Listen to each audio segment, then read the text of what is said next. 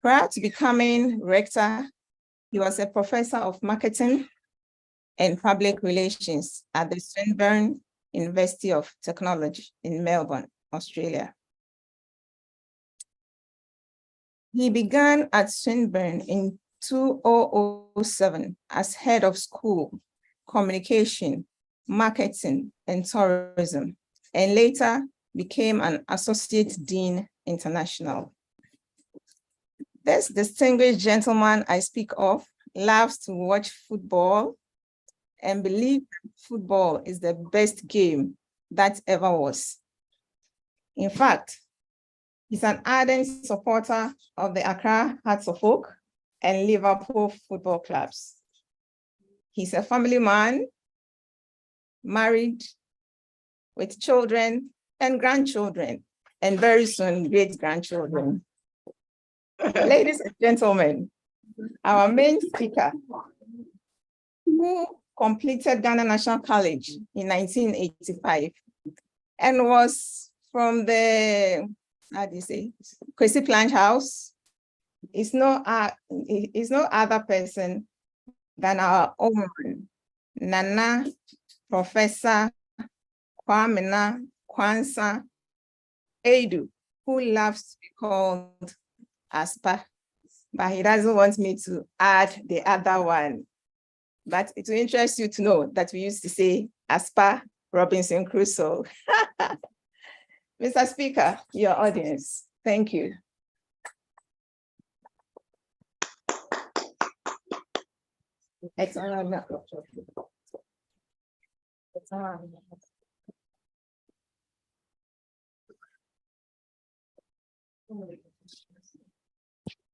Yeah.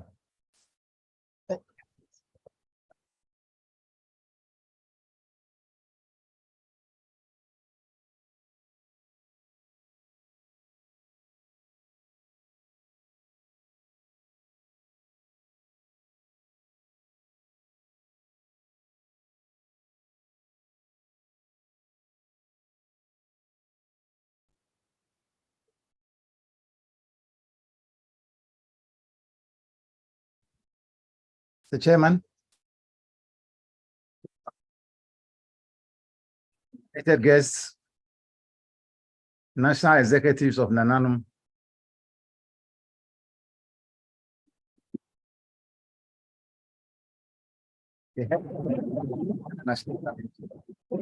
families of foundation teachers, NANANOM both in Ghana and the diaspora, students of Ghana National College, friends from the media, distinguished ladies and gentlemen. Let me say upfront that I deem it a distinctive honor to be asked to be a speaker at the 6th Nkrumah, Plange, Mensah, Nelson, and Sakifio Appreciation Lecture. Since its inception in 2015, the NPMNS Appreciation Lecture has become an annual celebration of the 4 gallant men whose sacrifices laid the foundation of the fountain of wisdom from which thousands of young people from all over Ghana have graduated. I would like to take the opportunity to acknowledge the distinguished speakers that have graced the NPMNS Appreciation Lectures over the past 5 editions and who have paved the way for me to be here today. The list, as recounted by the national president, shows that Ghana National College is indeed a surgical school, and we are living up to our motto, Pro Patria, for our country. To these eminent speakers, I say thank you for playing a part in the setting of the tradition of these appreciation lectures and for enabling me to stand on your distinguished shoulders in the name of continuing the tradition. NANANOM is the Kanfo and Dahomasi. To the National Executive organizers at work, I say thank you for the opportunity to share some of my thoughts with you on this subject. I am indeed humbled by the unbridled confidence reposed in me. This year, we celebrate our 75th anniversary. It is a momentous occasion, which provides us with the opportunity to not only take stock and reflect on our achievements, but to also consider the abyss from which we rose. It has been 75 long years of hard work, discipline, commitment, perseverance, and above all, educational leadership. The sheer number of NANANOM that have gone through our school and are now leading in various fields, academia, industry, and politics, is ample testament that the past 75 years have been good for Ghana National College. However, we must not rest on our oars, because the pace of change in our globalized, interconnected world is breathtakingly fast, and no one can accurately predict where we are headed. Who would have thought that a major armed conflict would break out in Europe in the 21st century? And how many of us in Africa imagined that the armed conflict between Russia and Ukraine would have such a sudden and calamitous impact on our lives? Who would even have thought that a coup d'etat in Niger would seriously and adversely affect the price of onions in Ghana? Worst of all, these occurrences are at a time when African economies are still grappling with the impact of the COVID-19 pandemic. The world is living through difficult and uncertain times. For us in Africa, the situation is precarious, as it has further exposed and exacerbated our legacy vulnerabilities to poverty and inequality. The World Bank estimates that the pandemic has worsened global inequality and reversed about 3 to 4 years of progress towards ending extreme poverty. Mr. Chairman, tough times are upon us, and we must respond decisively. In the sporting and military context, the best defense is often a good offense. Our education and training must therefore prepare students not just to survive, but to thrive in these tough and uncertain times.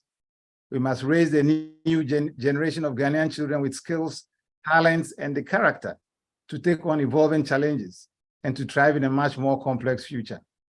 Our young children must be nurtured to be outstanding leaders in the 21st century. We must train and prepare today's generation to lead tomorrow's change. But how do we do this? As an educator and head of an educational institution, I have had cause to ponder over these questions for a while, and I believe I have some useful suggestions that could help in finding answers to some pieces of the puzzle, and I would now like to share them with you. On that note, and taking a cue from the theme of the 75th anniversary celebration, Mr. Chairman, I have rightly titled the 6th edition of the NPMNS Appreciation Lecture, Modern Leaders for the 21st Century, the Value of Values. But why focus on modern leaders? Mr. Chairman, a cursory look at our current situation in the country and on the wider African continent will help put this in perspective and enable us to understand the need to focus on nurturing the younger generation in the right way to take up the mantle of leadership in this 21st century. Across the length and breadth of this country, and indeed most of the African continent, there is, without a doubt, a general foreboding sense of gloom and, dare I say, doom. The socio-political economic outlook is discouraging, to put it mildly. There is a certain sense of despondency, and young men and women are seeking to leave the country in droves. They are queuing at foreign embassies in search of visas to embark on journeys that in their minds would be journeys of no return to the homeland, at least not permanently. They are literally abandoning ship out of desperation and an urgent need for self-protection and survival. Without getting into too much detail and without sounding overly pessimistic, let me say that the spate of coup d'etats currently rippling through the African continent and the whispers of same in many places, even without eventuation, provide damning evidence of the leadership challenges that we face on the continent. Whenever we strive to take 2 steps forward, it would seem, Mr. Chairman, that we go to even greater lengths to ensure that we take several steps backwards. This is so in all spheres of our national life, politically, economically, socially, and even culturally. It is fair then to say This situation is simply untenable and requires a new kind of leadership to turn around. In the light of that rather ominous observation, Mr. Chairman, I would like to begin this conversation about modern leaders by taking inspiration from no other than our founding father, Osagyefo Dr. Kwame Nkrumah, who in a speech to young cadres in 1962 stated, "Africa needs a new type of leader, a dedicated, modest, honest, informed leader, a leader who will submerge self in service to the nation and mankind, a leader who abhors greed and detests vanity, a new type of leader whose humility is his strength and whose integrity is his greatness." And if I were to rephrase, instead of a leader who abhors greed and detests vanity, I would simply say a leader who does not store loads of cash in her house so that house girls can steal and be taken to court. Mr. Chairman, this quote from our founder, for me, captures the very essence of the conversation we are having today about leadership and values. I shall return to the quote and the values mentioned in there. But first, let me attempt to help us understand who a leader is and indeed what constitutes leadership. So, what is a leader? Mr. Chairman, I do not intend to engage in any polemics about leadership, nor theorize about the conceptualization of leadership styles and formats. Often, this is the bane of our academic enterprise, the tendency to define, categorize, and complicate even the simplest of concepts. Notwithstanding, for the benefit of my listeners, and to ensure that we are operating on a semblance of the same wavelength, let me provide some one-liners from the free dictionary about the words lead, leader, and leadership, as may be applicable in our context. Lead, which is a verb, means to show the way to by going in advance. Leader, noun, one who is in charge or command of others, one who has influence or power, especially of a political nature. Leadership, the position or function of a leader. Having done that, Mr. Chair, let me now veer away from tepid definitions and provide what I consider veritable examples of leaders, which I believe will help crystallize the idea I'm trying to espouse. In my view, people like our own founder, Osagyefo Dr. Kwame Nkrumah, Dr. Martin Luther King, Mother Teresa, and Nelson Mandela are examples of great leaders, regardless of how one defines leadership. Imagine how different our country would be if we had only 10 Kwame Nkrumahs. If there were 10 Nelson Mandelas on our continent, just think about how different it would be, and think about how the world would be if there were 10 Mother Teresas. The distinguishing feature of these great leaders is their influence on the world, their world. John Calvin Maxwell, the American author and leadership expert, is right when he says, leadership is influence, nothing more, nothing less.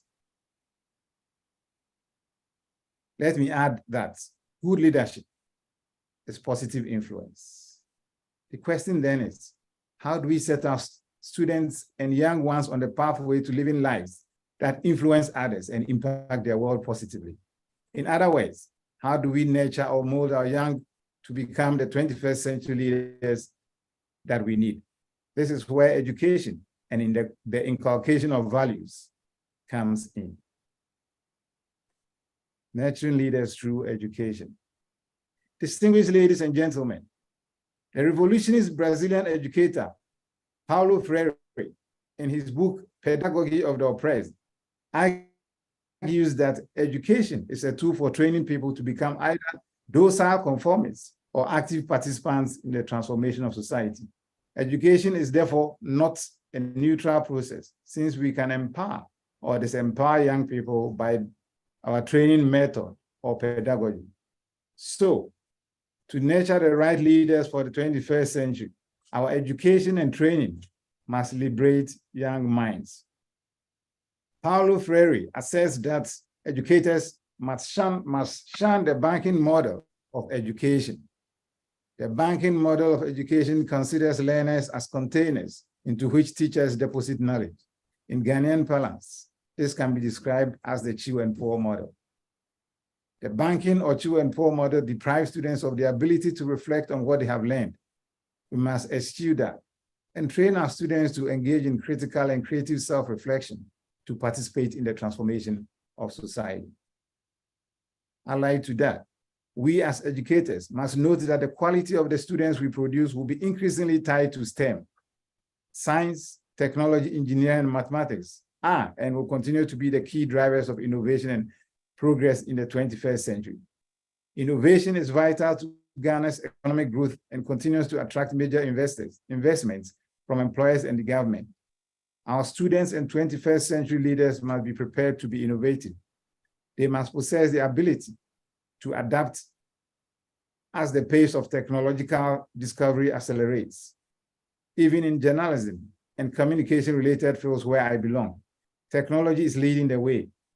There is the need to go beyond the normal to keep up with the pace to ensure that the students who pass out from Ghana National College are ready to enter institutions of higher learning as technologically dexterous and compliant students. Our educational model for leadership in the 21st century must focus on assisting students to be free to revel in their humanity and the responsibility that comes with it.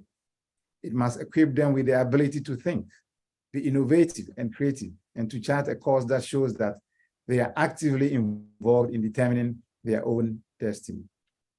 Mr. Chairman, our responsibility as teachers in this quest is to guide the young ones entrusted in our care in the knowledge acquisition process, to teach them how to differentiate between applicable knowledge and mere information, and to help them imbibe ruminated knowledge that provides indispensable insights needed for effective living and leadership. Such contemplated knowledge invariably has values as one of the major components. Values serve as the compass system that helps us to navigate this complex and sometimes tumultuous world that Bertrand Russell, in my view, so aptly calls a terrifying wilderness. As educators at the forefront, as educators who are at the forefront of development and who know that education is at the center of progress, our concern, therefore, must be how we mold the young to become the future leaders that we need for progress, stability, and development in the 21st century. How do we nurture in them the right attitude and disposition to help them navigate the journey to leadership? I suggest that education is the key. Obiora Ike and Chidi Bere Unya rightly notes that education is essential for the character formation of the young, who need guiding principles to preserve and understand the world around them. These guiding principles, which have values at the core, are particularly essential as they navigate their way to adulthood in a 21st century where rapid development of the means of modern information, the speed of communication through air travel, spacecraft, the internet and computer technologies, the globalization of goods and services have created a seemingly borderless world. Ladies and gentlemen, times change. The colors of our hair and teeth may necessarily change, but never our values. Our value system is that which will guide us safely to the shore when the turbulent waters rise in the storm of life. I am no theologian, but I believe the wise King Solomon was referring to values when he wrote in the book of Proverbs that train up the book of Proverbs 22:6, that train up a child the way he should, and when he's old, he will not depart from it. Therein lies the value of values. Without values, or better still, without the appropriate values, we are rudderless. So, what then are values at all?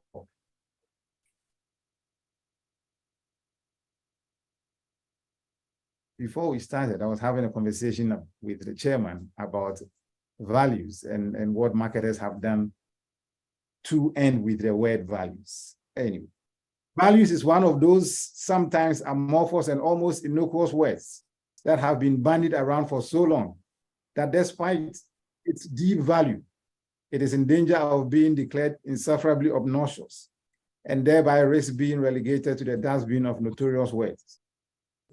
But what really does it mean? The Free Dictionary by Falex defines value as worth in usefulness or importance to the possessor, and goes on to define values as a principle or standard as of behavior that is considered important or desirable. In reference to our topic then, what we are looking at is the importance or desirability of certain principles or standards of behavior to molding leaders for the 21st century. So, looking at our society and culture, what then must be some of the core values that are crucial to the molding of leaders for the 21st century? There are indeed many values that are valuable to leadership in our circumstances and setting. But in this presentation, I would like to focus on 7 that I deem absolutely necessary. These are honesty, loyalty, integrity, perseverance, hard work, open-mindedness, and respect. And we as educators must work hard to inculcate these in our students if they are to become the worthwhile leaders that we want for the 21st century. Now, let me take these values one by one and expand on them a bit. I start with honesty.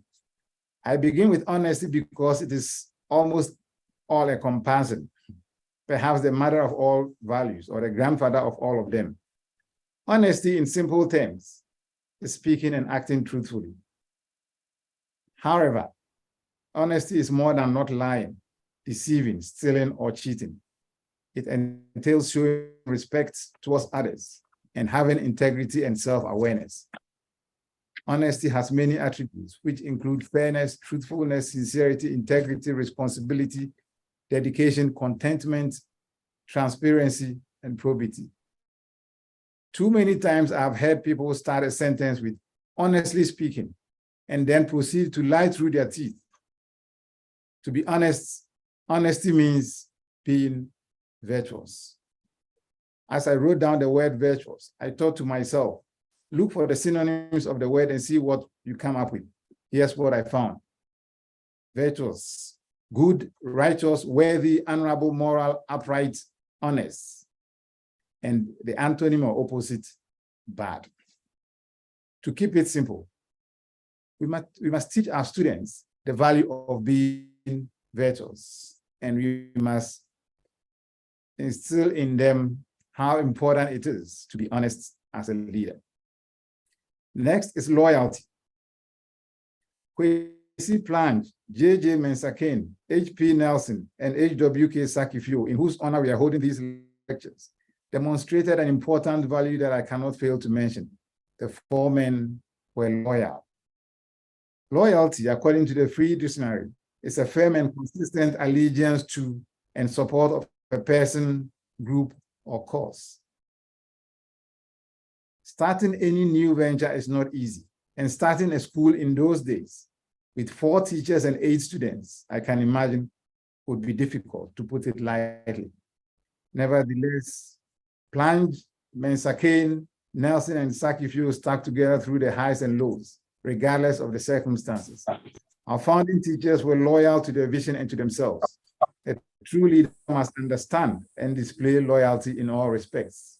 Today, churches split and businesses fall apart because of backbiting, which is a manifestation of disloyalty. Loyalty is not just an important value. It is also a virtue to which all leaders must subscribe, and something we must instill in our young. Next, integrity. Integrity and honesty go hand in hand. In ordinary parlance, integrity means your yea must be yea and your nay must be nay. To be a person of integrity, you must be honest in all your dealings. It means a personal commitment to honesty and truth that is reflected in our words and deeds, and a willingness to hold ourselves accountable for our personal responsibilities, actions, and inactions. It involves a steadfast adherence to strict moral and ethical codes. eschewing corrupt and disingenuous behavior that brings an individual into disrepute. As far as integrity goes, we must train students to understand that winning matters, but how you win matters even more. Too many people want to take unfair advantage of others on the journey to success. Some people want to win at all costs, and this leads them to cut corners. Sometimes we hear in the media that students are chasing a or are paying for ways and means to pass the exams instead of studying to pass. This is wrong and unethical. There is no celebrated personality in any sphere of endeavor who is not ethical. Being ethical promotes professional excellence, whether in sports, education, business, or politics. 21st century leadership should have no room for unethical maneuvers, corruption, and negative behaviors. As educators, we must emphasize the importance of honesty and integrity, empathy, and compassion in leadership. We must help our students understand that their actions should benefit not only themselves, but also their communities and the world at large. Persons of integrity adhere to high moral principles and professional standards. They therefore command trust and respect. Leaders of integrity fulfill their promises. They know what is right and they act accordingly. Perseverance. Perseverance means sticking with it till you achieve your goal, despite obstacles and challenges that you may encounter. Perseverance and loyalty go together because you must be loyal to the cause, to persevere to stay the course, even in the face of seemingly unsurmountable and intractable challenges. In one of Paul Coelho's best-selling novels, The Alchemist, Santiago, a shepherd boy, dreamt of visiting the pyramids in Egypt to find a treasure buried there. In the story, Santiago had to leave the comfort of his home country, Spain, and journey to Egypt in search of a treasure he had only heard of. Along the way, Santiago faced many challenges, including being robbed of all his possessions and having to turn himself into a wind. Santiago was afraid on the journey, but he gathered courage. The journey was difficult, but he persevered until he found the treasure in the end. The Alchemist is a legend, but the lesson is clear. In the end, the people who find their treasure are the courageous and the persistent amongst us. Leadership is also a journey, one reserved for the courageous and the persistent. Given the peculiarities and the constant flux, leaders of the 21st century must learn to build the plane as they fly it.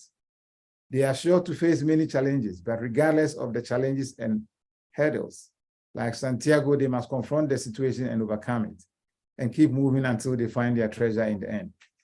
I have had many a conversation with students who are often surprised by my own story of perseverance and overcoming challenges. Students, when I tell them some of my stories, they look very surprised. And my question to them is usually, do you think I just woke up one day and became a professor and vice chancellor? We must teach our students to understand that every single person they consider successful has a story of perseverance to tell.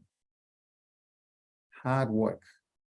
Hard work means understanding that there are no shortcuts in life and that nothing good comes easy. It means knowing and understanding that the maximum effort in whatever form it takes is what is required to achieve success in any endeavor. Young people today think of hard work as something to be avoided. Many say they would rather work smart than hard, and I can understand why. In our world today, we are submerged in a sea of advanced technologies, smartly marketed as smarts, smartphones, smartwatches, smart TVs, and a host of smart others. Admittedly, these technologies can make life more enjoyable for those who can afford them. It is therefore fashionable to say smart work, which often implies easy work is better than hard work. However, what many fail to realize is that smart work and hard work are not antithetical. They are rather coterminous. One can work hard and be smart at the same time.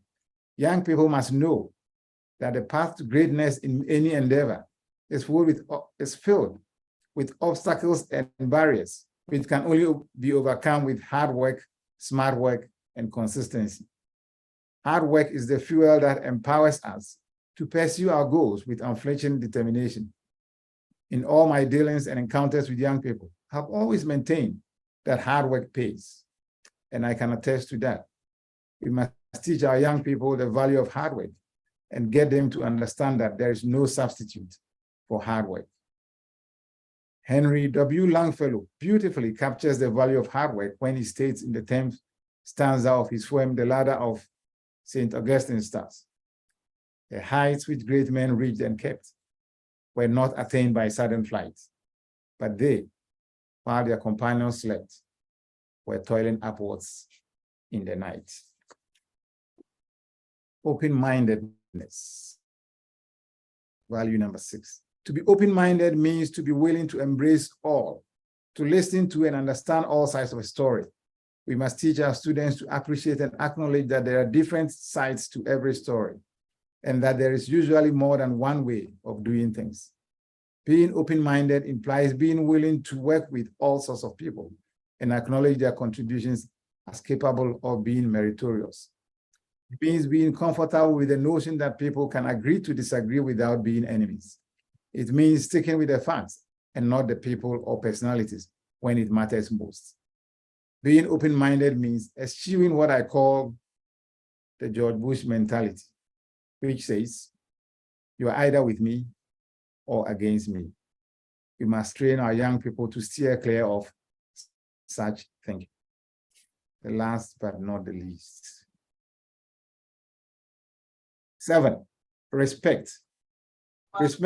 Respect means we must be appreciative and almost differential in paying regard to all. Respect must be all-encompassing. Respect for self, respect for elders and authority, respect for family, respect for colleagues, respect for community, respect for all. In truth, if you respect yourself, then you will not disrespect anybody, because all disrespect comes back ultimately to the individual and their lack of self-respect. On that matter of respect, let me touch on something that has become insidious in our society these days: the lack of respect for elders and authority. I have encountered many instances of disrespect of various levels of authority that would be impossible to recount here. But let me touch on one that I am sure we can all remember. Some months ago, a video in which schoolgirls from Chiana in the Upper East region were insulting the president of our country using the choicest of unprintable words went viral. And I'm sure we all saw that, or most of us saw that. I cringed when I saw the video and asked myself, what kind of education and training are we providing our children that makes them think that it is okay to behave in such a way, or not shudder at the thought of doing something as disrespectful as that? I am not here advocating gerontocracy or blind obedience to anything or everything that an older person or someone in authority says. However, there you go. There is a culturally appropriate way of doing things, and no nation or society ever developed by trampling all over its cherished values. The values I have outlined and discussed here are by no means exhaustive. For example, we need to nurture in our students additional values such as discipline, accountability, transparency, courage, patience, teamwork, social responsibility, creativity, and honor, among others. Simple as they may sound as individual elements, when the right values are woven together, they form a strong, indomitable character necessary for leading in the 21st century. And the task of doing that is not a single person's or institution's. It will require a collective effort involving the educational system and the wider society. And so it is to the educational system and community that I turn my attention. Teacher training and community participation. The education strategic plan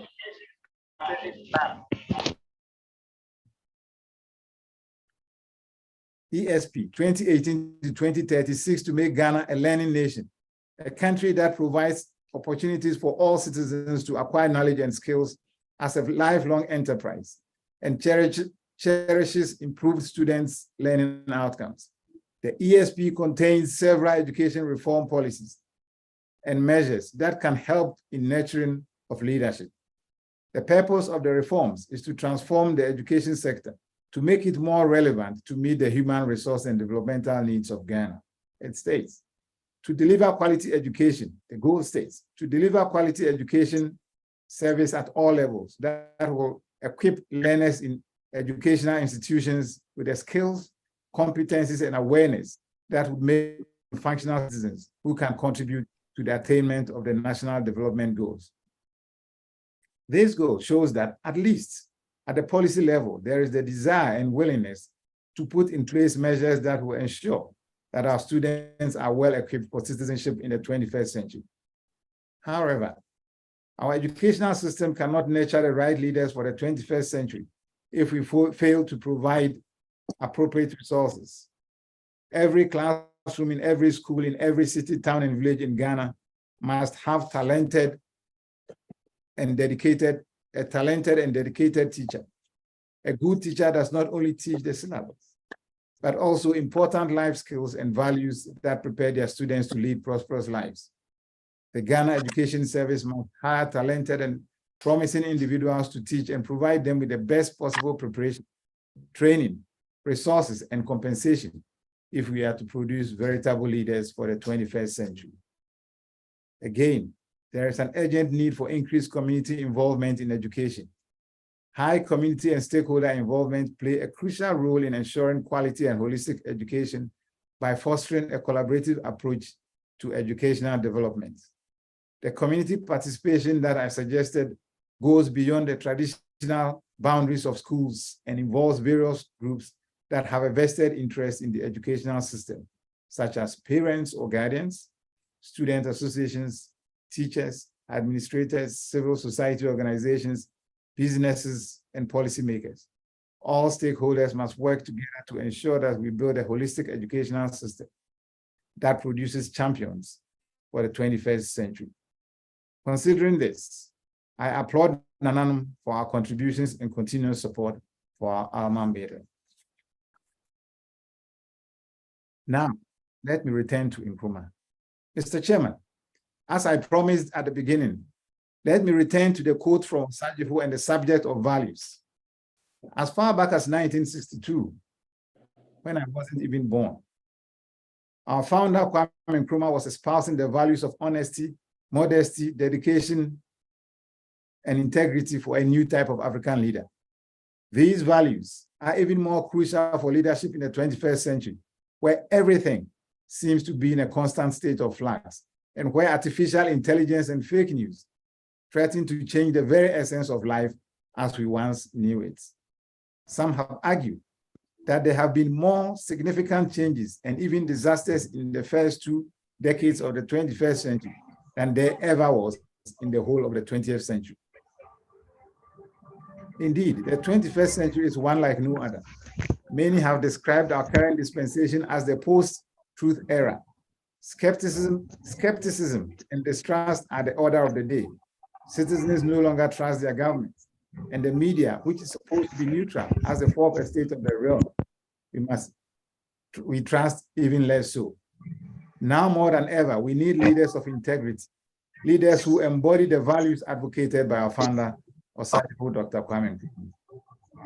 And in the true spirit of our Pan-Africanist founder, let me add that we must teach our students to believe in themselves and their God-given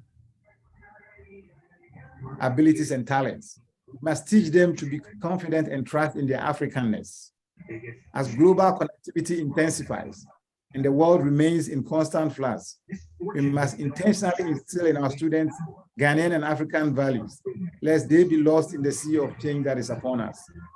Students must be constantly reminded of Ghanaian and African values like tolerance, respect for the dignity and rights of others, honesty, consideration, fairness, unity, courage, perseverance, and respect for old age and authority. Our students must be trained to embrace and appreciate their identity first as Africans before they can stand tall and take their rightful place as leaders in the 21st century. This is crucial because the constant flow of heavily ideological media content from foreign lands can make some young people easily confused about their own identity. We must teach them to understand that in this globalized 21st century world of shared commonalities, the ability to be original and remain true to that which sets them apart, their difference, is what will make them stand out and be outstanding. So let us help them to remain true to their Ghanaianness and hold their heads high up as true Africans who champion the cause of Ghana and the wider African continent. We must nurture and help them to become the new type of leader that our founding father, the Osagifo, envisioned. My concluding remarks. As I bring this little oration to a close, let me emphasize that the students we nurture today hold the potential to become torchbearers of a brighter future by fostering critical thinking, authenticity, ethical consciousness, and innovativeness in them. We ignite flames that will transcend generations. These leaders, guided by our shared vision, will light the way for others as they navigate the complex landscape of the 21st century. Let us also remember that our influence does not end at the accomplishments. Instead, it ripples through generations, creating a society of competent leaders. United as NANANOM, mentors, educators, parents, policymakers, and businesses, we stand interconnected, contributing threads to the fabric of Africa's leadership tapestry. Now let me conclude with these two salient points. My firm belief that inculcating in the young the right values is the key to raising worthy future leaders for the 21st century. It is only the right value. It is only the right values that will help us deal with. It is only the right values that will help us deal with the obdurately pervasive corruption in our society. It is only the right values that will help make the young the living water of integrous hope and adroitness that will nourish a land suffering under the yoke of corruption and testing for recompense and redemption. It is only by teaching them the right values that will help them reach the dizzying heights of acknowledged accomplishments. Accordingly, we must teach our students to value themselves first as individuals, to value their fellow students, to value their teachers, to value their parents, families, and other significant associates, to value their elders and authority figures, to value their immediate societies, to value the nation, and most important of all, to value our cherished Ghanaian and African values. 2, with the skills, qualities, and knowledge that I have outlined throughout my presentation, that I believe are necessary to thrive in this century, this 21st century. The sum of it is to say that we must encourage our future 21st century leaders to be global. By global, I mean they must be global in outlook and local in output. They must think global and act local. Finally, before I take my bow, let me make a little confession. After I accepted the invitation to deliver this lecture, I spent a few sleepless nights thinking about what exactly to talk about, what format it should take, and more importantly, how or what level to pitch it. My problem was that I knew that my audience would be a mixed bag of NANANOM and others from all walks of life and ages, perhaps some so distinguished that I would not deem myself fit to untie their sandals. Eventually, to resolve my little conundrum, I reached out into history and was fortunate enough to find Winston Churchill, who famously said, "A good speech should be like a woman's skirt, long enough to cover the subject and short enough to create interest." On that note, I can only hope that I have not only covered enough of the subject, but also been brief enough to arouse your interest to want to peek beyond that proverbial lady's skirt, irrespective of your gender or occupation. Thank you for indulging me with your attention.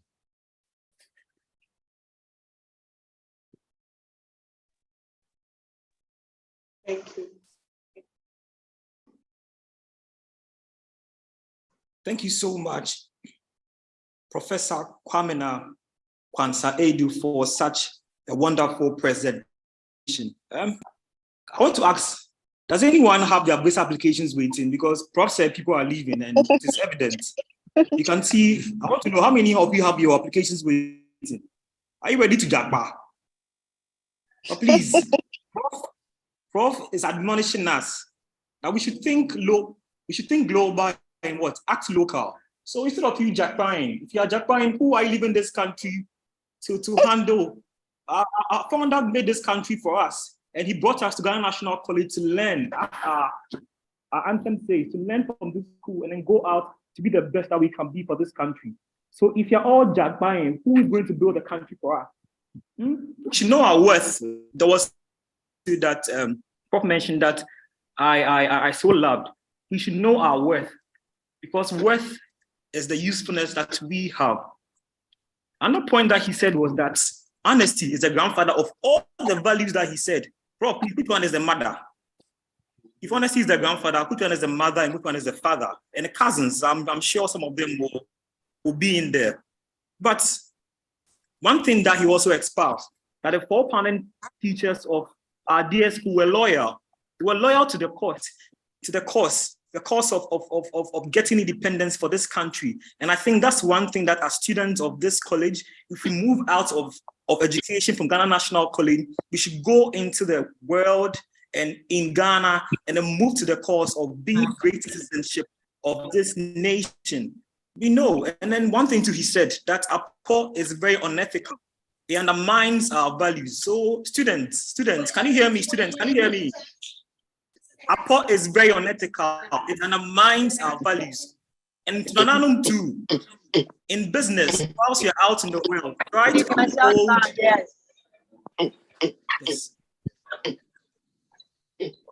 to uphold integrity in business with your family.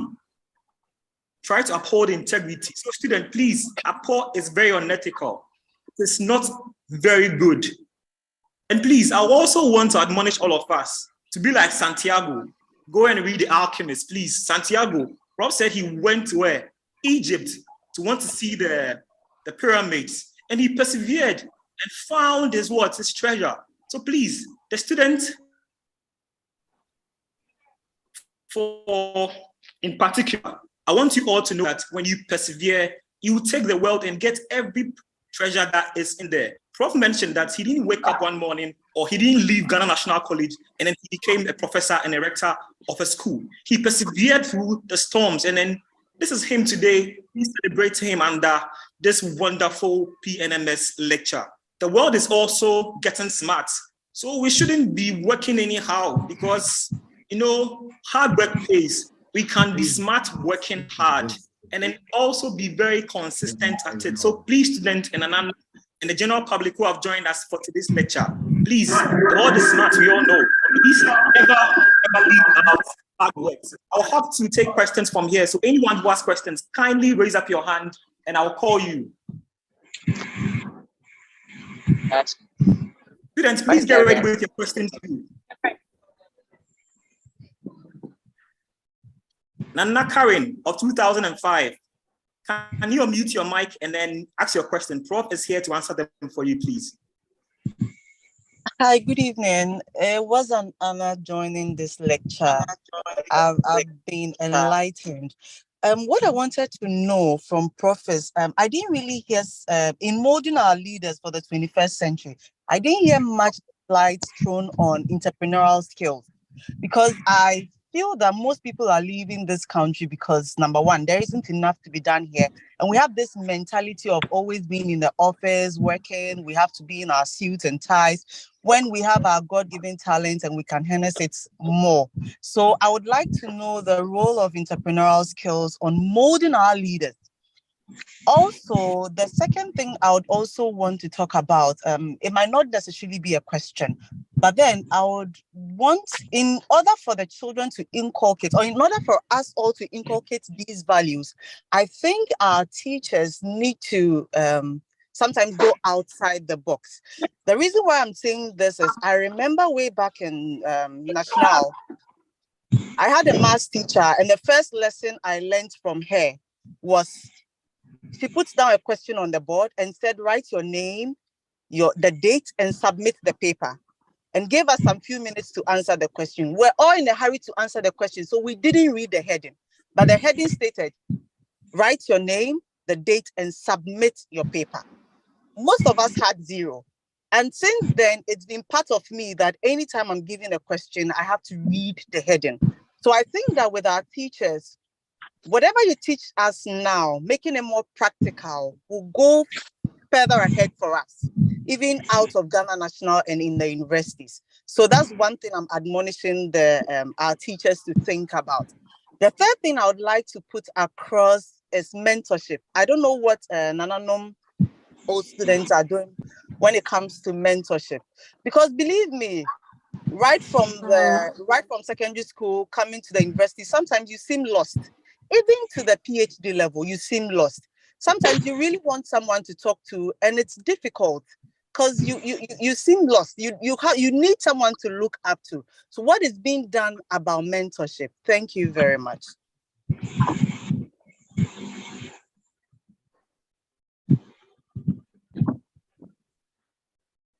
Okay, I had 3 things, but I'm not sure which. Okay, I think the first one. Great, are you there? Am I supposed to go ahead and answer the question? Okay, is it Dorinda?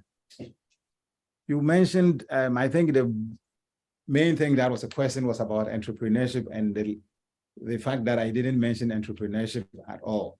I didn't mention entrepreneurship not because I don't believe that it is necessary. There are a lot more things that I actually have thought about that I didn't mention. My focus was a bit more on the values. But when I mentioned especially innovation in the 21st century, I absolutely, at least in my head, expect that entrepreneurship will be part of, because you don't innovate for innovation's sake. The idea of innovation is to make good use of it, and that's where entrepreneurship comes in. But certainly entrepreneurship is absolutely important in what we do in the 21st century. And in my institution, entrepreneurship is one of the key things that we focus in, even though our focus is on journalism and communication. We have quite a number of courses in entrepreneurship as well to help our students go out there and be just more than people who wait for someone to employ them. So I acknowledge the need and the importance of entrepreneurship in the 21st century, particularly in a country like ours where unemployment is currently hovering around between 30 and 40%. It is absolutely important. So I appreciate your reminder of that. The other 2 points that you made are contributions which I agree with. Teachers being innovative in the classroom, I think it's very important, and it helps also to make classes more exciting. I have a question here from Nana Yao Furuwabuachi. The question is, do organizations value standards of behavior and do organizational support mechanisms reinforce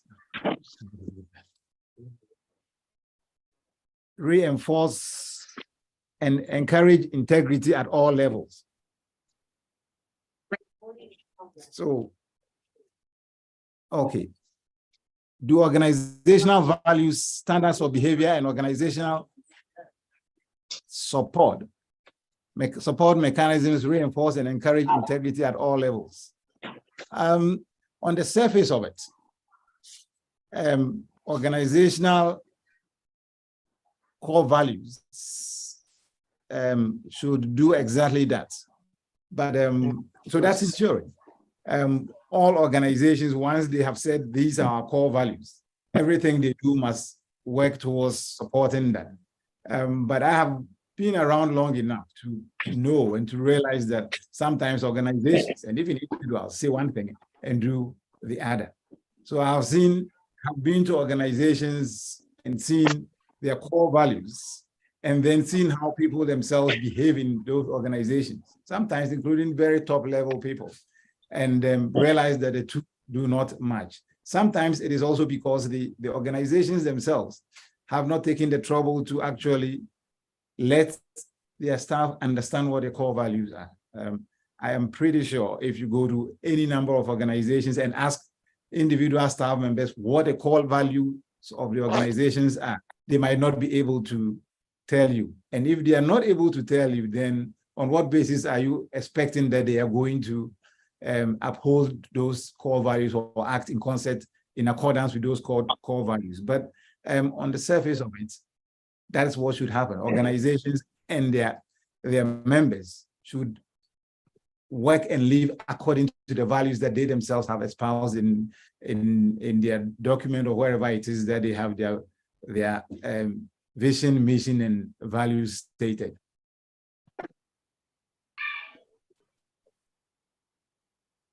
Thank you so much, Prof. We'll take questions from Cape Coast. Student, please, can we have your questions now? You can speak into your mics and then we'll hear you from there. On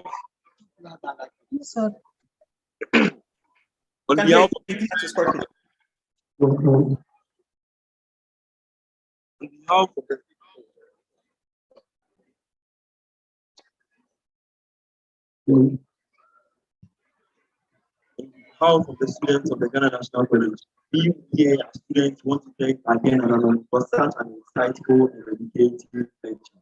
And we hope that as students, we will go out into the society to execute our core values, the ones we have learned as students, and the ones we have learned as students during our 3 years of schooling here. Thank you so much. Can we have your name, please? Hello, gentlemen. Can we have your name? My name is Chikay. Okay, thanks so much for your question. Okay, next question, please. Thank you very much, NANANOM. Yeah, Can you repeat the question? as students, we have learned that we should think globally and act locally. But one problem we have in the school is that we don't have the necessary laboratories for things to be able to practicalize the things that we learn. During the anniversary, we were great or blessed with a new science laboratory, but our problem is that it is not equipped with the necessary tools and equipment. We are pleading with NANANOM to help us stock the place with all the necessary equipment. If we have to think globally, then it means we should be able to grab shoulders with the people outside there. We should be able to have the skills and the techniques. And if we can think locally, it means we should be able to use those skills to the benefit of our country.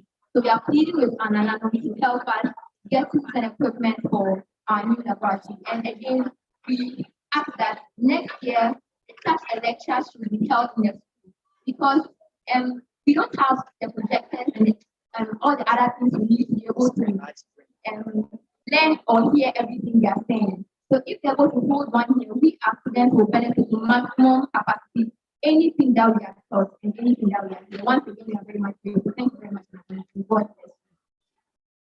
Thank you so much. Your name again? My name is Jennifer. Oh, thanks so much, Jennifer, for your question, but in the form of an admonition and then asking to support you with so much. Thanks so much. So NANANOM out there, I don't think that was a question. That was a cause for us to do more for our school. Prof, please, do you have any contribution for that, please? Well, it was more a request than a question, but I acknowledge the fact that you need the equipment and other things, the accessories. That's why I was saying that the education service and educational system must provide the teachers with the necessary resources to be able to do what they have to do. Otherwise, it becomes all theory, and then there's no means of practicalizing it or showing the practice. But when I also said think globally, I meant to think about the global implications of what you do and how the in and out thing. Think about what you do, how it affects the global, and also how the global affects the local. And then I said act locally, because you can normally act within your local context, and your local context is the most appropriate for you to do what you have to do, and your show of leadership to a large extent, and your influence will be within the context of the dynamics of your local constituents. So I have a question.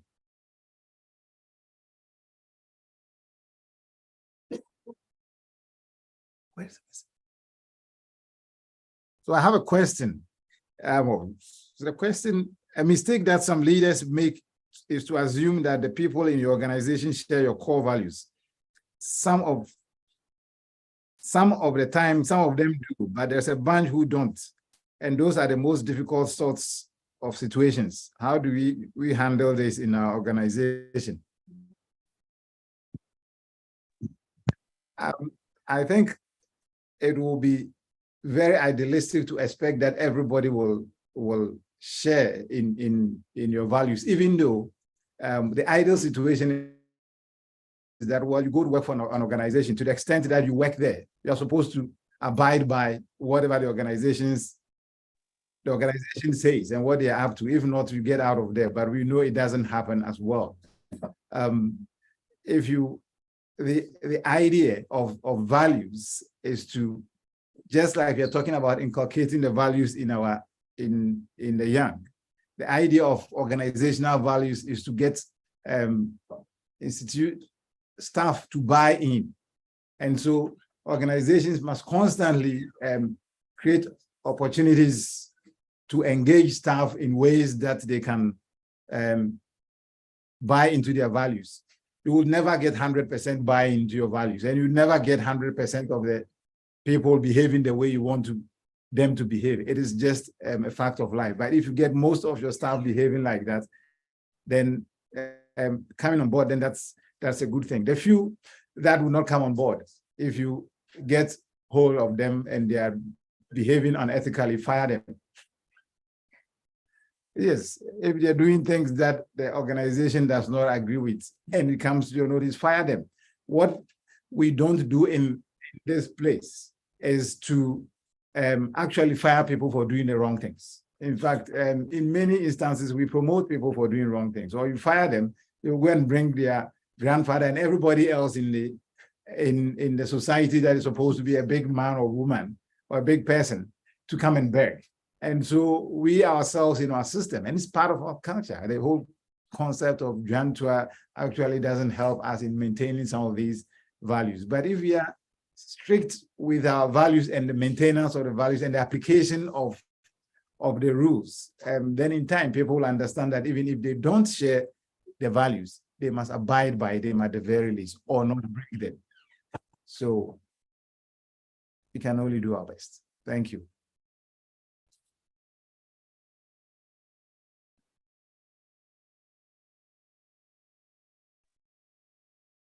Thank you so much, Prof. Pamela Kwanzaa Edu. We'll now have, can we all clap for Prof, please? Hands of applause for Prof. Everybody has done so well. Our chairman will have his response. Please get ready for Dr. Kweku Roxon for his response. Thank you. Thank you.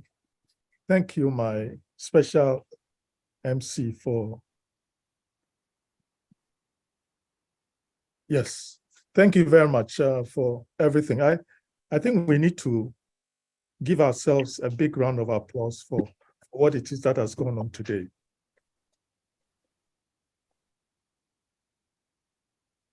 Now, first of all, with the issue of technology, we realize how challenging it is. There have been situations or moments when we've had lapses, we've had dips, we've had gaps, but all of us have held. And I think one of the major reasons why we've been able to get this thing together is because of the topic that we had to deal with. and then the source, and then the source of the information. As I told you, when you have people from the communications sector, communications in terms of PR, in terms of advertising, in terms of journalism, in terms of research, you realize that it's become something that is someone can describe as memorable. But having said that, I think it's important for us to realize that the whole lecture, the whole talk, and the whole conversation has evolved around 7 principles. And I think that is basically our takeaway.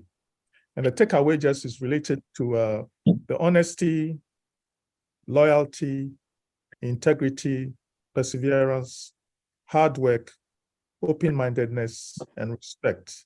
But meanwhile, other principles too came in. And I think by now everybody knows about STEM.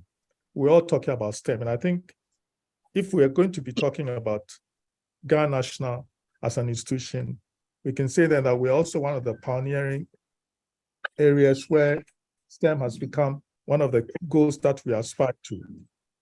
It's also important for us to read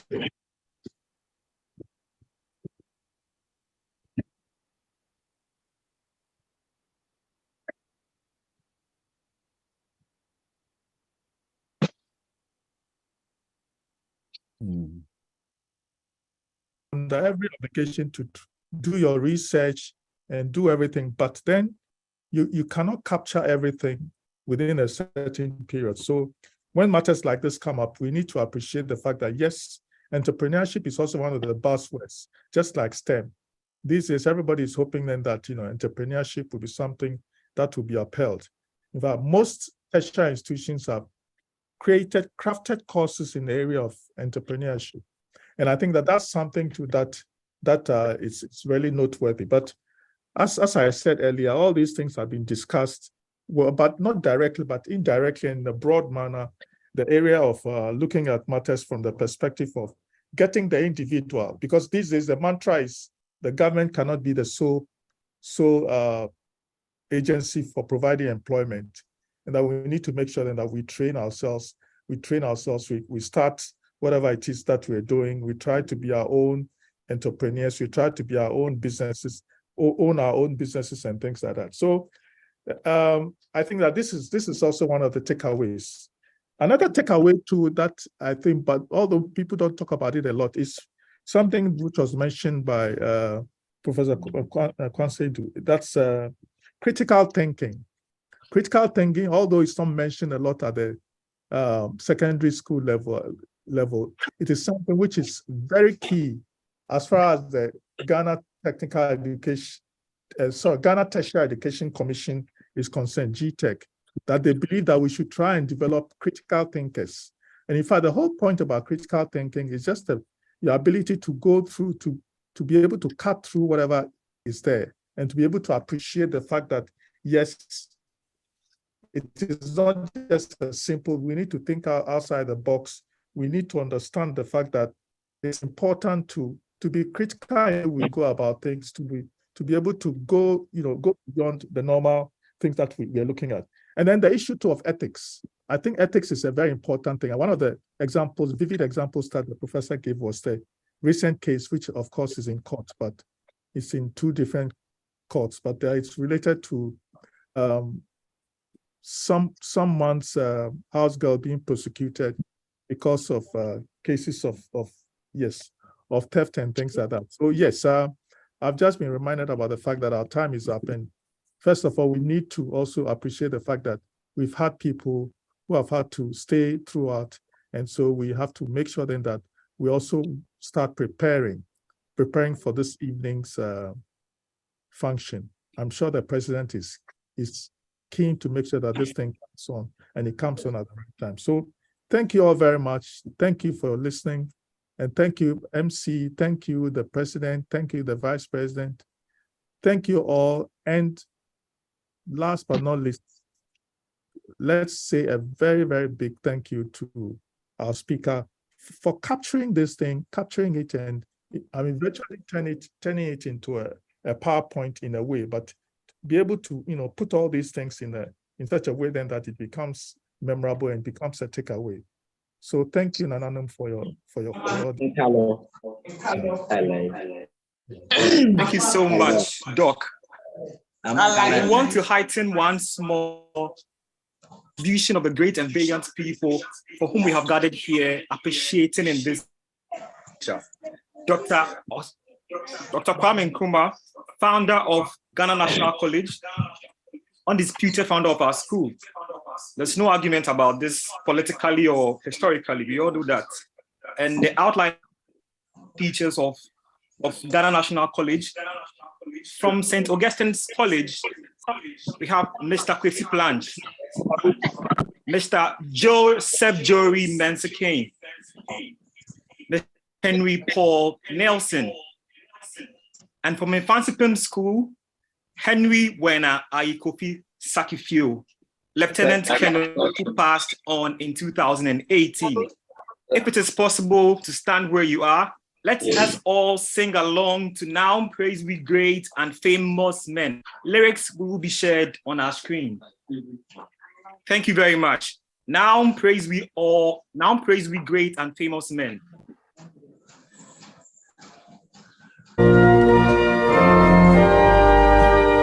Upstanding is possible.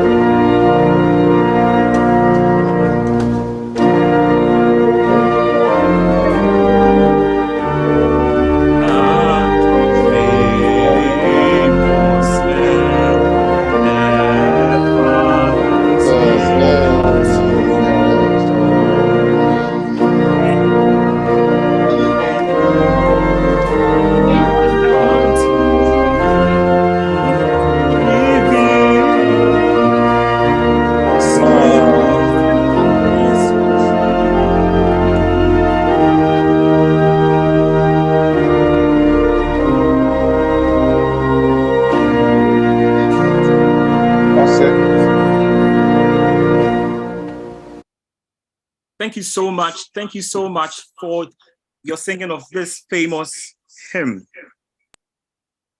Thank you also for staying on with us. Nana Kwabena Jekum, who is in the same physical space with our chairman, Dr. Kweku Roxon, will present to Nana Prof. Kwansa Edu, aka Aspa, a strong Liverpool supporter. They have come back stronger this season and have joined my beloved Arsenal to chase Man City for the title. Oh, we'll see you by the end of the season. Okay, those of you not here, the presentation going on, we want to show you that on our screens now. Please hold on for that. In case it doesn't come, we'll be done and out of here very soon. So the presentation is going on. NANANOM. NANANOM. NANANOM. So we've gotten to the high point, the apex of today's function. And as we said earlier on, this is also to celebrate our NANANOM that are doing very well. So I have with me, and actually the representation is my vice, together with the chairman of today's function, together with the Miss Celestina Abwaji 16, who is also here from where we are broadcasting or streaming from. That said, I hand over to Jane, who will read what is on, and then do the representation and the state president, and that will be it. So, the plaque reads, Ghana National College All Students Association, NANANOM, Appreciation Award in honor of Nana Professor Kwabena Kwansa Edu, Vice Chancellor, University of Media, Arts and Communication, for your extraordinary achievements in the field of education.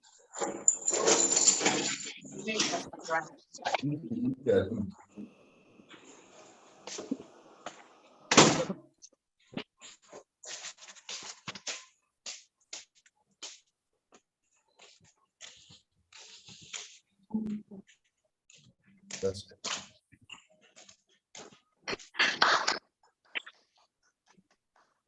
Yeah, proud of you. The presentation is going on, as you can all see. That's Nana Kwabena Ejekum, President of Ghana National College Hosting Association. Thank you very much. Congratulating our guest speaker. Clap, clap, clap, clap. Thanks so much. Thanks so much. Yes. That's Prof. Kwabena Edu, showing off what he has received from the NANANOM community. We are grateful for him for everything he has done for us. And may he go on to shine even better for the brand name Ghana. Thank you. An acceptance speech from Prof, please. Acceptance speech. Anytime I have to deliver an acceptance speech, I remember this guy, footballer, whose wife was watching TV, and then in his acceptance speech, he starts mentioning his girlfriend's name. There's a video going on. Can you imagine? I won't do that. But anyway, thank you very much. It's not very often that I actually thought of words. This is the last thing that I think, in all honesty, and I mean it. It's not the way other people do. So I am eternally grateful for the opportunity, first, as I said, to be able to hear and deliver this lecture. I am very glad that I accepted the invitation. I was going to be in many places, but I moved a few things to be here, and I'm very glad that I did. It is very easy for me, because I did this, to think that I'm just walking around doing my own thing. Many a time, friends have reminded me that these things that you do, you don't do only for yourself. You are not one person walking around. You have family, you have friends, you have students or former students, you have old classmates and old schoolmates who are all proud of you. And this today is very much a good manifestation of what people will say to me. So to fellow NANANOM, I say a big thank you for just thinking about me and thinking that, oh, this village boy from Cape Coast who has been doing these things actually has made us proud. Thank you for allowing me to be part of the fraternity and for considering me someone who has made all of us. I really appreciate that. Thank you so much. Thank you so much, Prof. We are just about leaving. We'll have Ramatu Sai Jima from NANANOM 2003 to do the vote of thanks. Ramatu Sai Jima, NANANOM 2003 for the vote of thanks. 2008. Hello. Hello, Ramatu. Yeah, so I am doing this on behalf of Ramatu. This is Ifikan, 2003. She's currently not available, so I'm doing it in her stead. So a very good evening to all of us once again. I want to quickly do this appreciation because time is fast spent. I want to say a big thank you to God Almighty for seeing us through today's event. A big thank you to the National Executive Committee under the leadership of Nana Kwabena Ijekum for holding this 7th edition of the NPMNS. We want to say thank you to the chair, Dr. Kweku Roxon. We want to say thank you to Prof. Kwamena Kwansa-Edu, our guest speaker. We want to say a big thank you to all distinguished NANANOM home and abroad who showed up to be part of today's event. We want to say a big thank you to all year groups representation here. We want to say a big thank you to the students body and the management of Ghana National College for joining us from the school. We want to say a big thank you to the press and the general public who made time to join us. We want to say a very big thank you for all Nkrumahs who are with us today. We are grateful to all of us for pulling today's event successfully. We want to say long live Ganacol, long live NANANOM, long live the NPMNS, long live the memory of Osajifo Dr. Kwame Nkrumah. Thank you all. Thank you. Thank you so much, if you can. Thanks so much. Thanks so much. Also from NANANOM 2003, they've taken over the show today. We'll have Samuel Tete doing the closing prayer for us. It's 98, please. Shall we pray? So, Father, we want to say thank you for such a wonderful time together. Our prayer is that we will imbibe these virtues that has been shared with us. These virtues that set Osajifo apart and set our founding teachers apart. May we imbibe these virtues. May the clarion call of Nkrumah for a new set of leaders come to pass in our age so that we will be distinguished as NANANOM to be the leaders our nation needs. We pray and ask that, Lord, you will bless all of us. Let NANANOM continue to be pace setters and begin to do things that will make the memory of our founder and teachers that we are celebrating and honoring, even an honorable one. We thank you, Lord, that you have made this a success, even in Jesus' name. Amen. Amen. Amen. Thank you. Amen. So much, and thank everybody for coming to this year's NPNMS. It's rather unfortunate and we don't have any item 13s for you, but we are hoping that next year, we'll meet in a physical space to be sipping on some champagnes and then glasses of beer and then what have you. It is nice having you all. I have been your moderator and MC for this session, Nipa Koti and Craft from NANANOM 2008. See you again sometimes. And then there is also a dinner going on at the Woods in Osu, Ringway Estate. If you can join virtually, do, or drive all the way into the city and enjoy a night of wonderful music and food whilst you're contributing to a worthy cause. We all had a student with their appeal. We need to come together and then donate into this fund, which will go into a long way to providing them with all that they need. Thank you so much.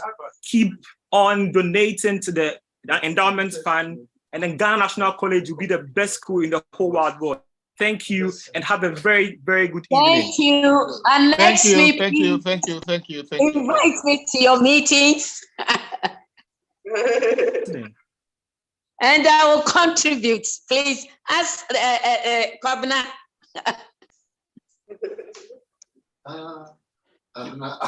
Please contribute. Chikay, please. Dr. Hi, Dorinda. Hi. Nice seeing you virtually. Okay, organizer. Oh, we didn't acknowledge your work in the background. You're doing amazing. Hi, Emmanuel.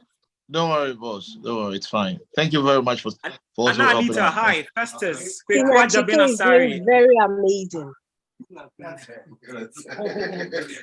Hi, Queen Paulina, Kofi Cobord. We see you. And all the Zoom.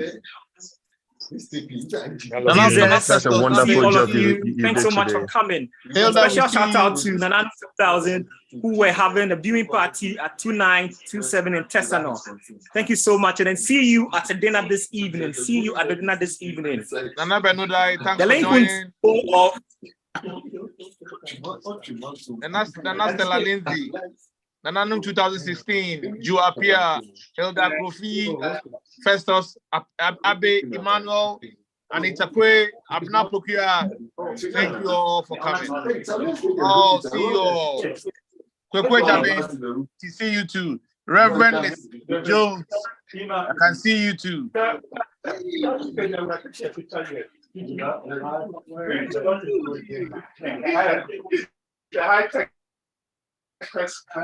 Ghana National College, thank you very much for joining us. Well, thank you so much. We're very grateful.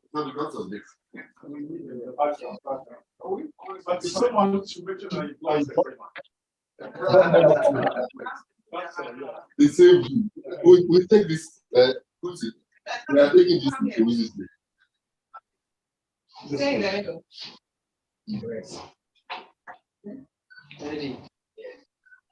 You see also. Represent the students. Come on. Like that. Please. Oh, yes, you do. I'm just kidding. But you also know that what was and what was in students in class. Okay, So now say okay. Like you think that now you are involved.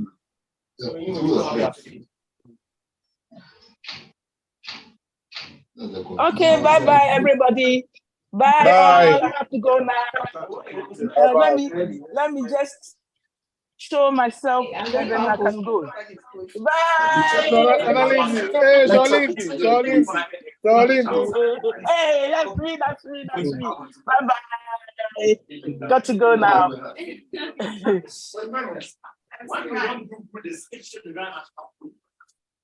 No, they like. That's what I like. They like. That's like this.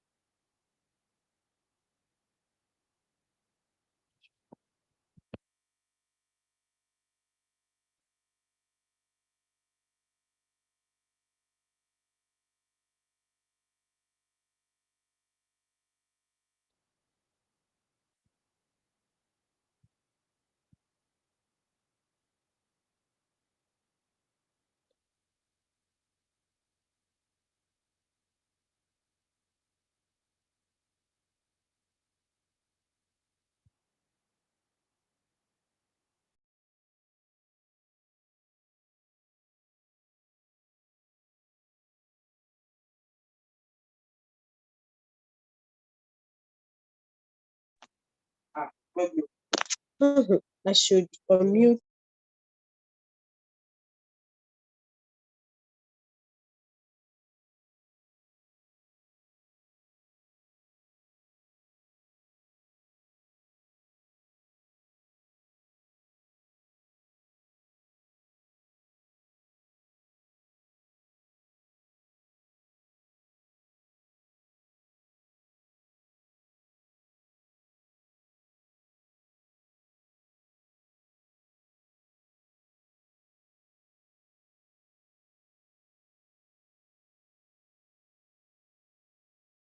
Okay, lecture noise.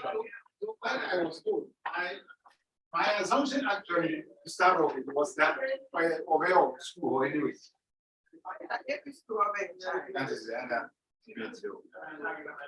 You know, also when you scout, we'll have to hide the British Council. But if they had told you from the last, would have easily used our assembly hall. Yeah. And our friend auditorium easily grab. Yeah. I think it had more to do with those slave conspiracies. Because you would take this one. Because then we could have done that and then cover and have it on anywhere, Facebook, everywhere. Yeah. So then we'll use our own desk facilities.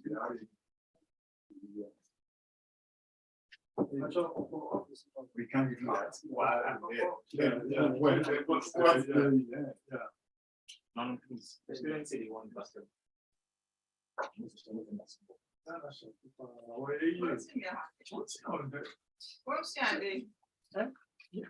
Science lab actually. You don't know how the whole lab idea came. And you know what the intervention was that they used the two pen and people are working.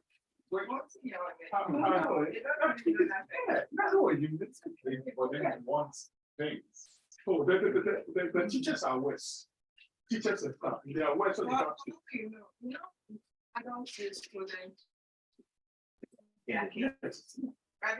Because I was surprised that the two people can all made questions. You never ask questions. We don't in the bank what them what to say.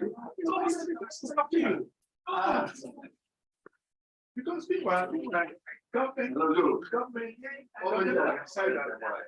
any extra, into the maintenance of secondary school. So it's not every little thing, science and math, you have to pay every little.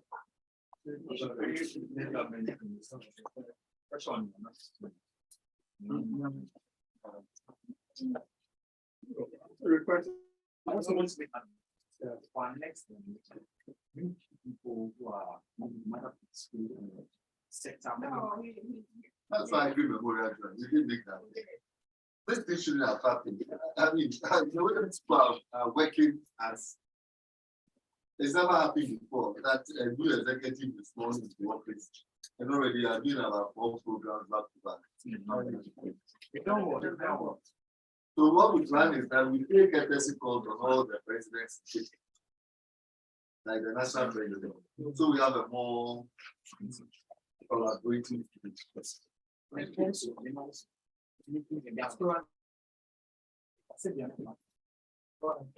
Yeah, there's a problem. The UK is that. But Canada is not. This is the timing. It's the timing thing. The US had a problem. So resolved. Apart from timing, it takes sometimes a few individuals to get people. Yes. So if you don't have because of the species. If you don't have people of a certain caliber, I handle a big money. Yes. I don't lifestyle. I don't know. That's my concern. And we help people in Virginia and America. Help people was one of the things like, we didn't know they had people here. And then there was a funeral for one of the NANANOM, whose mother died. I'll show you the pictures. About 10 guys. Yes. All NANANOM went. So you are right. Funerals attract. Funerals is a form of people like. I went to a funeral in here. The guy is not. Funeral was like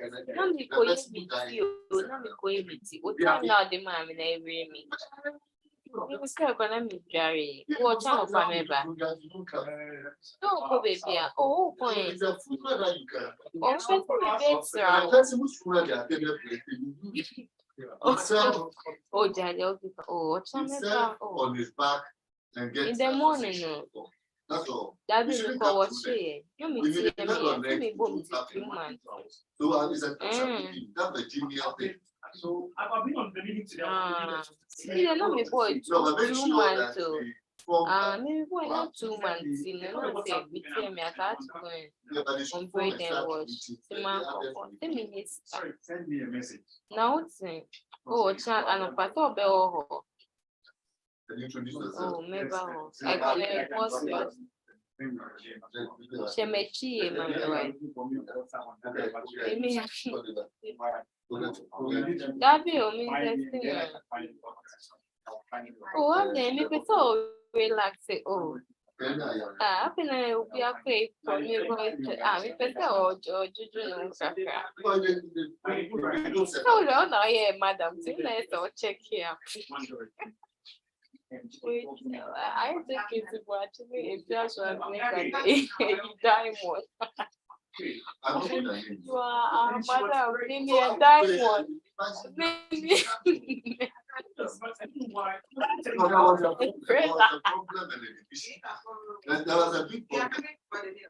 Into your madam.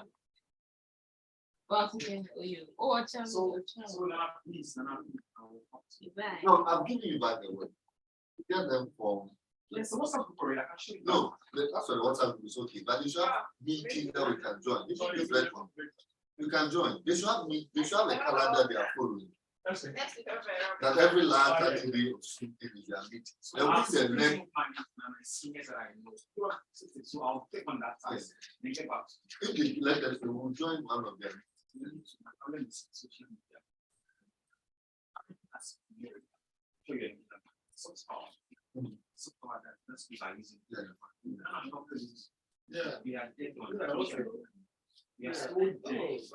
you say soft power, what do you mean? So a hard part would be that economic lesson. But if we can be also working towards that and use this soft power, social media, and culture. The headmaster mentioned culture, but sometimes you were using and for culture, wisdom, and conceive. Other schools are supposed to come to us. Soft power. You see, Russia's soft power. I was talking about networking. No, just power in terms of culture And other intangible things. Yeah, so like Black Americans and the kind of power that they have. So when you're compromising this, all of they use music, for instance. And the UK has one of the media educational systems. And if you can push policies to that, when it comes to a school, do this. See, so we use some of these things to share on out there. I'm very proud of it.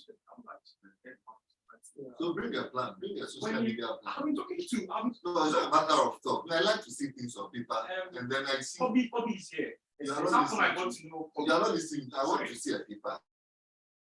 On a monthly basis, every Tuesday board to do this for them. Then you put somebody on it. Then after a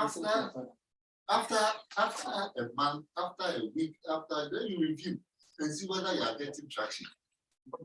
That idea, you all can blow it out. We'll see whether we can create a position for you. Yes, that's how it works. We need the executive. Yeah, but so I'm trying to people energy who are ready. So that's the one. And I don't like the talking is good. The ideas are good. I like to see it's up there, then you funnel it. Then you have responsibilities. Then the people KPIs, then they are taxed. I'll give you another example. Yeah, example. You know, we do this amalgam of professional and British council. People are by all. Because that's our own money we pay for the revenue. Then we have KPIs. And you're like, not about show. Then you come and you're supposed to feel the British council. Why would you can answer CEO of multimedia? You are supposed to get so much traction, high voice from social media. That association, I would be registered just here. IPR, water for our oil for greater, and then give up.